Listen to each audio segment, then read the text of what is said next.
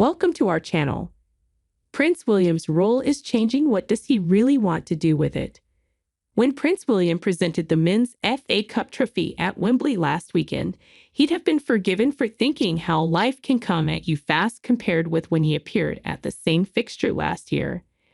A year ago, he was still in the summery afterglow of the coronation, in which the Prince of Wales had played a central role, rather tenderly supporting his father, the king.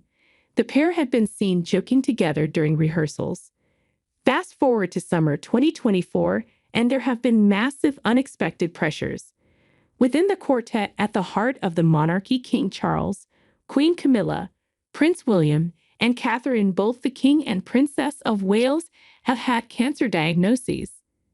There can't be too many people whose wife and father have been diagnosed with cancer so close together.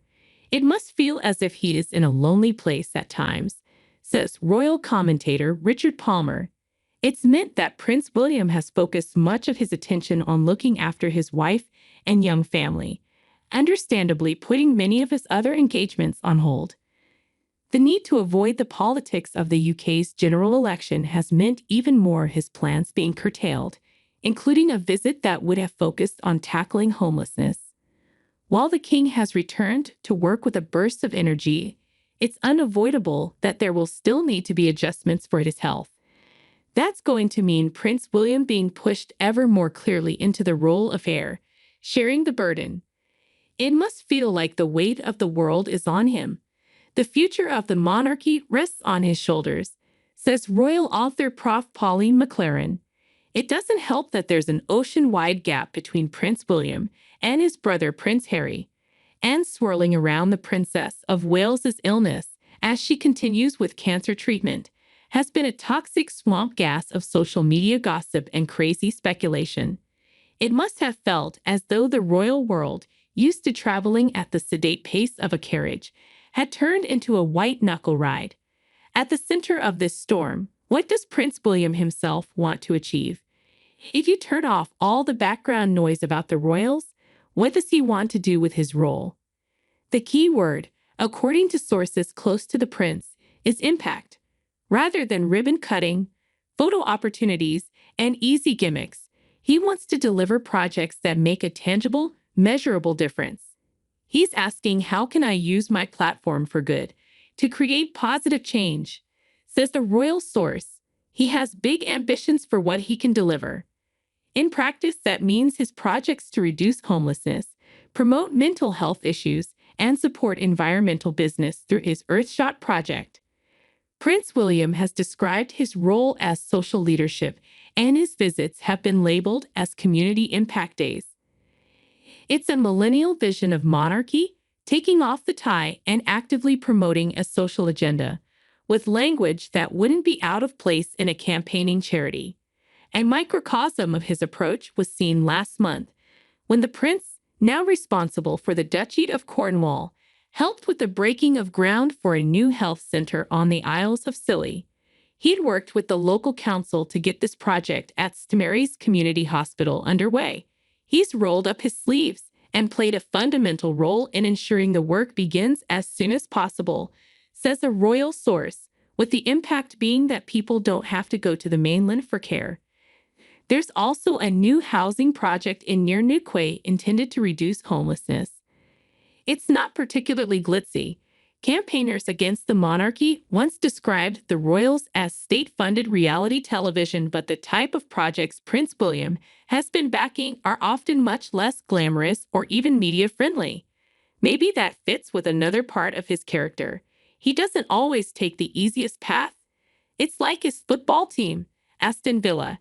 He's described supporting the team as a deliberate decision not to back the boringly predictable usual winners.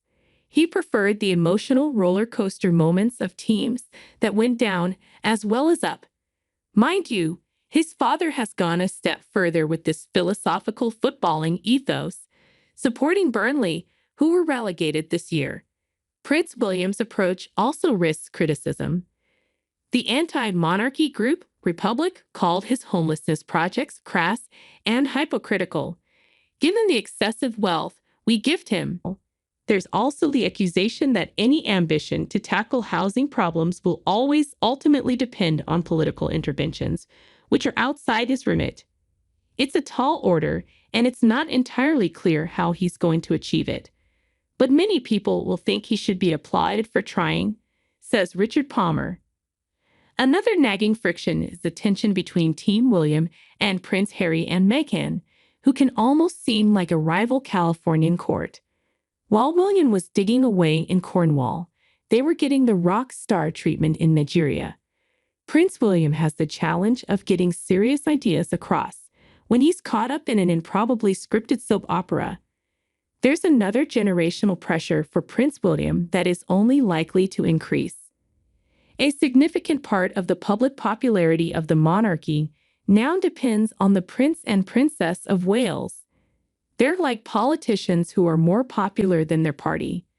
There was a revealing survey from this month that showed Prince William and Catherine as having approval ratings of over 70%, while support for the monarchy as an institution was at 56%.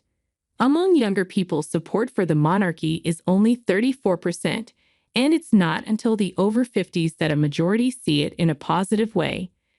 The significance of Prince William and Catherine's popularity is that it stretches across age groups and different regions at a time when a significant minority are skeptical about the monarchy. The monarchy has to be relevant, and he wants to modernize it, says Prof. McLaren.